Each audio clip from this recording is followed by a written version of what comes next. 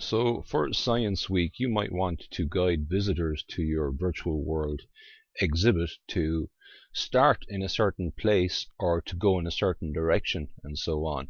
So in this tutorial we're going to show you how you can use images that we will provide to you in order to create that kind of signage. First I'm going to go to the File Upload menu and select Bulk Upload, which allows me to upload more than one image at a time. And here you'll see that I have a few arrowheads with a "this way" text on them, and I'm going to select those three, open, and you'll see that those are now uploading to the viewer. There's the first one, and the second one will come in now, and the third. And we can just click on the OK buttons there to say, yeah, I've uploaded those, and then close down each one of them. These are just the previews. Now if I go to my inventory here, I'll see that those images have arrived as textures in the textures folder, those three there. So the next step then is to create the object in the virtual world that you can attach those images to as textures. So I'm going to just build a basic cube here in front of me, and now I'm going to scale it up and make it large. So you want your avatars to be able to see this from a good distance away.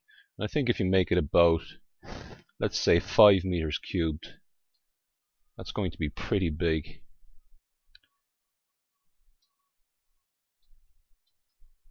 And I'm going to just pull it up there. I think I'll walk back my avatar now just to get a view from a distance. And again, I'll pull it up, I think, a bit further. Now let's add the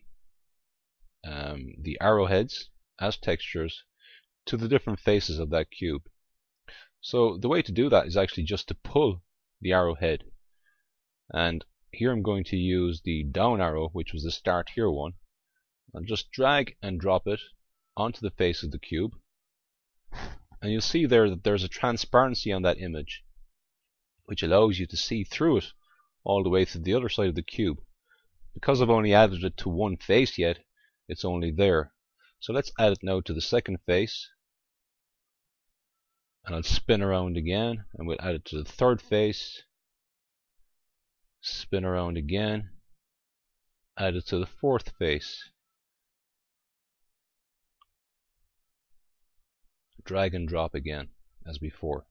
Now that looks good, but you'll see here on top and on the bottom we still have the regular wooden texture, and we don't want to add an arrowhead there because it wouldn't make sense to be pointing across. So in this case what we want to do is to select just this face and add an invisible or blank texture to it. So I'm going to click here on the Object tab on Select Faces to Texture. Now you'll see that the crosshairs appears on a number of different faces, and that's where the texture will be applied. But I'm going to hold down the Control key on the keyboard and left click on just that face, and now the change I make will be applied there. So let's click on the Texture tab, Texture, and I'm going to say Invisible, and you'll see that applies this transparency indicated by a checkered pattern there, and you can see now that we can see through that face without an arrowhead, which makes sense for there.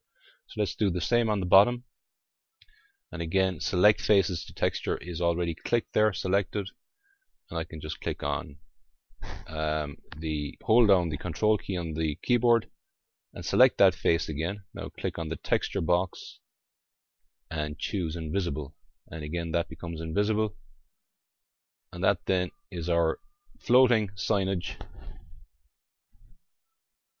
completed. So we made it 5 meters cubed, and we applied the texture to 4 sides of the cube. And you can see now that you can see this signage from quite a distance back, and of course you could pull it up higher if you need to, but visitors to your island then will have a good indication of where they should begin exploring your science exhibit.